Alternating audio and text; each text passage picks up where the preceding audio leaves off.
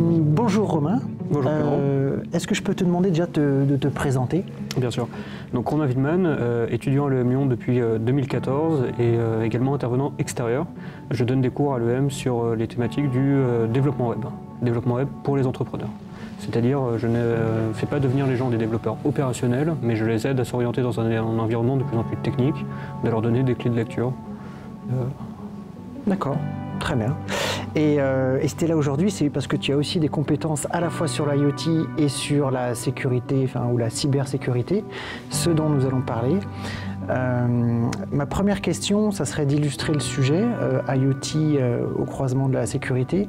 Est-ce que tu pourrais nous donner un exemple de crise ou de problème sur la sécurité dans l'IoT? Un cas d'attaque que j'aime beaucoup, c'est une attaque qui s'est passée en France. Elle date un peu, c'était au début de l'année 2014. Une famille avait acheté un frigidaire connecté Samsung. Et un matin, ils ont eu la désagréable surprise de voir leur porte cassée par la gendarmerie. En fait, en France ? En France, oui. D'accord. C'était le centre de lutte contre la pédopornographie qui venait faire une saisie. Ils avaient découvert en fait que la maison hébergeait un serveur pédopornographique et donc ils ont mis sous scellé les ordinateurs. Mais à la grande surprise de la gendarmerie, une fois que tous les ordinateurs ont été mis sous scellé, le site était encore là. Et ils ont donc mené une enquête un peu plus approfondie et se sont rendus compte en fait que le frigo de la famille avait été compromis. Un attaquant avait attaqué le système d'exploitation du frigo et avait installé dessus en fait un serveur pédopornographique. D'accord, donc le frigidaire, le frigo était un IoT dans le... Comment était-il connecté? En quoi c'était un objet connecté? En fait, c'est un frigo de base avec dedans un écran, un routeur et un vrai système d'exploitation en fait. D'accord. Donc un routeur, c'est ce qui permet à un objet de se connecter au réseau Internet. C'est ça. D'accord, ça illustre bien les dangers. Cette attaque, donc l'affaire dite du frigo pédophile est assez emblématique parce qu'on s'y attend pas, mais c'est malheureusement loin d'être un cas isolé. Début de l'année, février 2017, le fabricant de peluches connectées CloudPets a été compromis avec 800 000 peluches cette fois-ci qui ont été en fait détournées pour enregistrer les enfants. Il y a eu des enregistrements d'enfants, donc des conversations entre la peluche et l'enfant qui sont retrouvés dans la nature. C'est très clair. Ouais. Donc il y a un vrai sujet. Un vrai sujet, une vraie problématique. Et je pense que les mentalités ne sont pas prêtes. Quand on dit il suffirait de mettre le frigo à jour, il suffirait de mettre la peluche à jour, ça fait un peu sourire. Les gens, je pense, ne sont pas prêts à avoir des objets du quotidien se retourner contre eux. Alors Romain, une autre question, c'est pour définir un peu le périmètre de cette sécurité. Donc quand on parle d'objets connectés et d'Internet des objets, la façon dont j'imagine la chose, c'est qu'il y a donc tous ces objets qui ont une capacité de connexion à un réseau qui est pour le coup extrêmement large, on parle d'Internet. Donc je pose une question volontairement peut-être un peu naïve, c'est la sécurité se joue-t-elle au niveau de l'objet lui-même ou du fait que ces objets soient mis en réseau sur Internet? L'expression française d'objet connecté est assez claire et je l'aime beaucoup parce qu'elle illustre parfaitement ce qu'est l'IoT. Dans objet connecté, donc, il y a deux mots, objet et connecté. Ça peut paraître un pléonasme, mais en fait, il faut bien comprendre que ces deux mots sont autant de vecteurs. Il peut y avoir des... Vecteurs au sens... c'est un mot technique que tu utilises là. Vecteur d'attaque. C'est ça. Les deux éléments peuvent être compromis. Aussi bien l'objet ou aussi bien justement son aspect connecté. D'accord. Et donc est-ce que ça relève de la même... est-ce que le même type d'attaque peuvent être perpétrées sur l'objet lui-même et ou sur sa composante connectée? Là, ce que je veux dire, je ne sais pas, est-ce que par exemple c'est uniquement des attaques de type software? L'objet peut juste, comme l'exemple du frigo, envoyer ou recevoir des informations, donc là c'est juste une attaque de type informatique. Ou est-ce que l'objet lui-même, ses composantes mécaniques, est-ce que l'objet lui-même peut être l'objet d'un piratage? Les deux.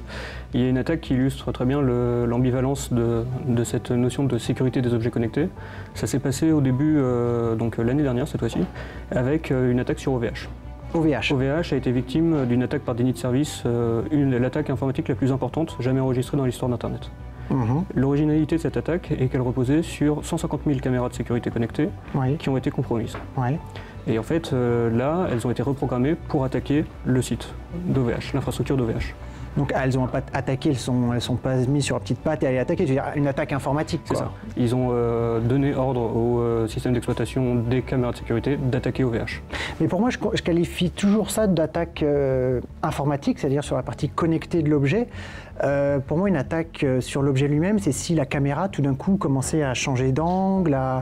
C'est une deuxième possibilité. Ah, pardon, c'était la deuxième partie de ta réponse. C'est ça, c'est que là, cette attaque-là, c'est une attaque purement, on va dire, réseau, puisque c'est finalement le système d'exploitation qui a été détourné. Oui. Mais les caméras de sécurité ont aussi une dimension évidemment physique. Oui. Il suffit de se rendre sur un site comme par exemple insecam.org.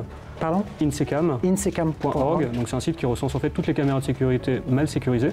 Il y en a plusieurs dizaines de milliers. Et en fait, là, on a accès à un panneau de contrôle qui permet de la déplacer, d'émettre du bruit. On peut se rendre sur ce site en tant que simple particulier ? En tant que simple particulier, c'est un site qui est ouvert. En fait, c'est un site qui recense toutes les caméras qui sont mal sécurisées par leur propriétaire. Et sur le site, il y a un petit panneau de contrôle et on peut, sur certaines caméras, les déplacer leur angle de vue. C'est ça, c'est l'idée. Et c'est parce qu'elles ne sont pas censées faire ça, il y a juste une faille de sécurité. C'est juste parce que les utilisateurs n'ont pas changé la configuration par défaut de ces caméras, ce qui fait qu'en fait n'importe qui peut aller dessus et commencer à changer les réglages. Alors Romain, une question cette fois-ci sur les spécificités des questions de sécurité dans l'IoT, dans deux domaines principaux que sont l'industrie d'une part, les applications industrielles de l'IoT, donc processus manufacturier, logistique, transport, et domotique, service à la personne, B2C d'autre part. Est-ce que ces deux grands domaines, industriel versus domotique, posent des problèmes différents ? L'industrie et les objets connectés ont une relation qui est assez longue et c'est en fait une industrie qui est très mature. Les industriels, les grands équipementiers ont tout de suite anticipé que leurs objets connectés pourraient être compromis, tomber entre de mauvaises mains, et ainsi de suite. Ils ont donc mis en place des protocoles, des manières de concevoir leurs objets, qui fait que je ne suis pas spécialement inquiet pour la sécurité des objets connectés industriels.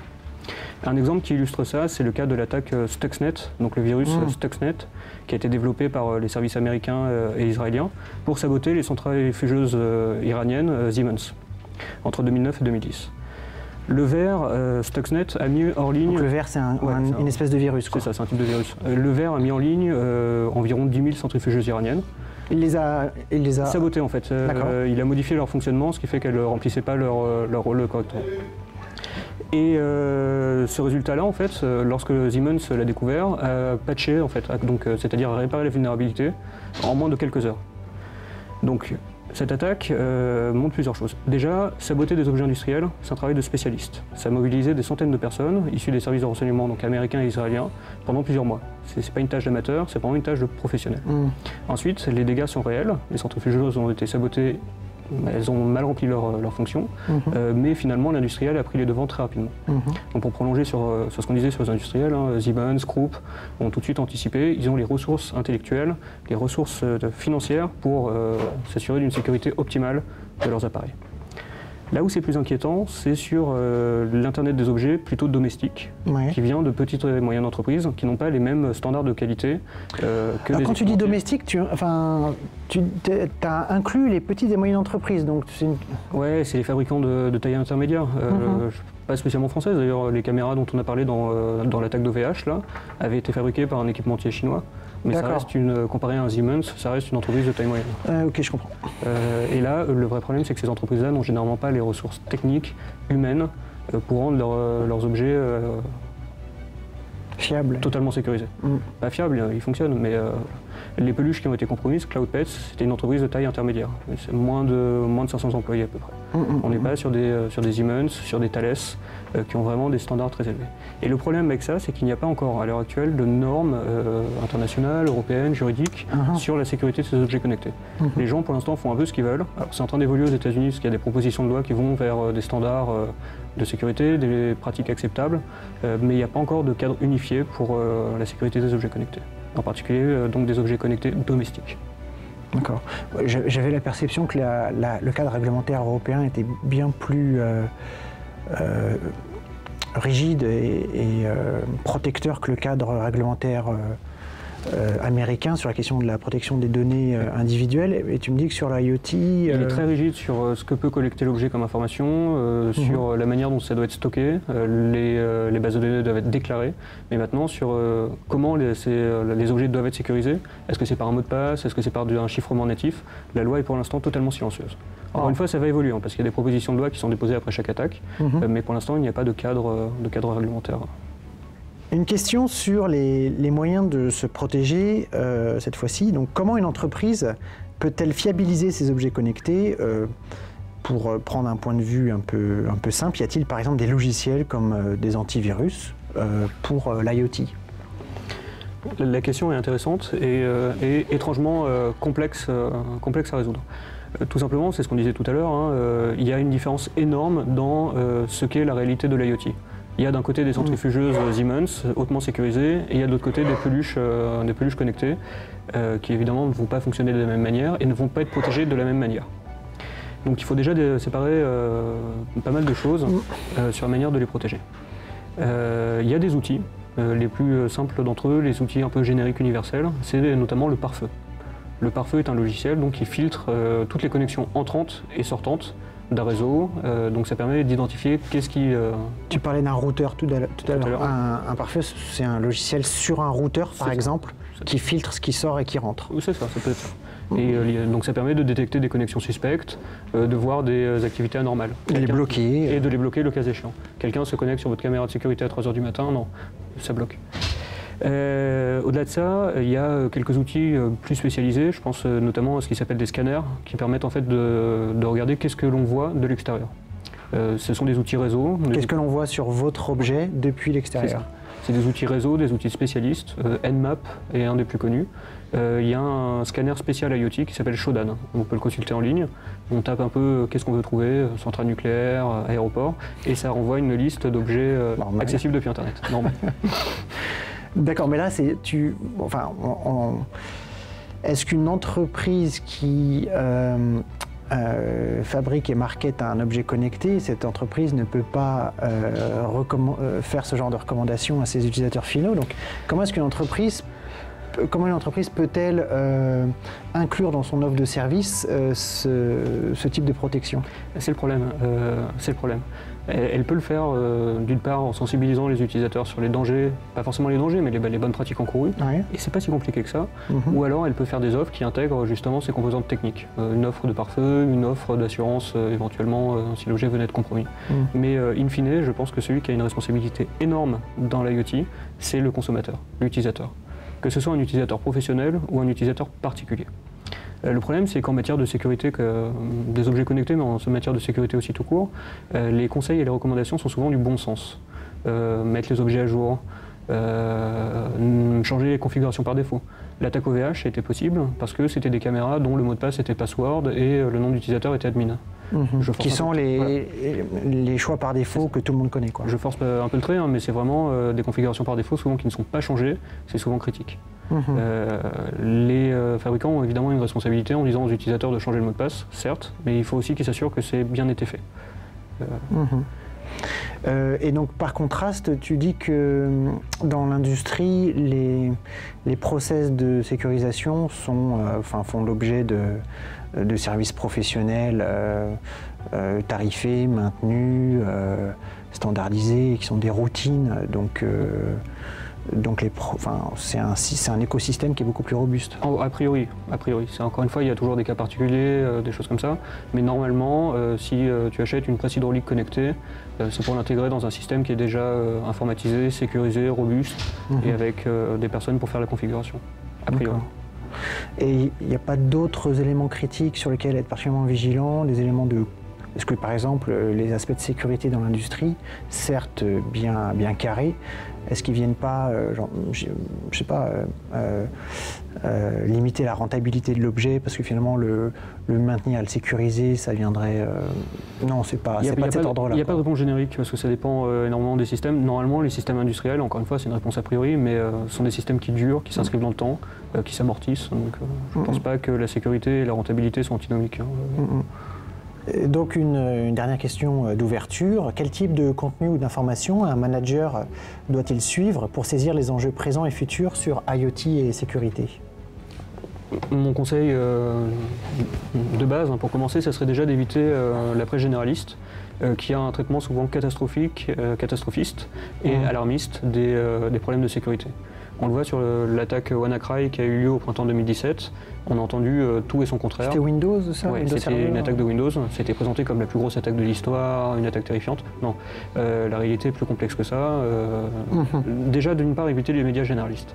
Maintenant que c'est dit, je pense qu'il y a trois types de sources d'information, de contenu, qui peuvent être intéressants dans le cadre d'une veille.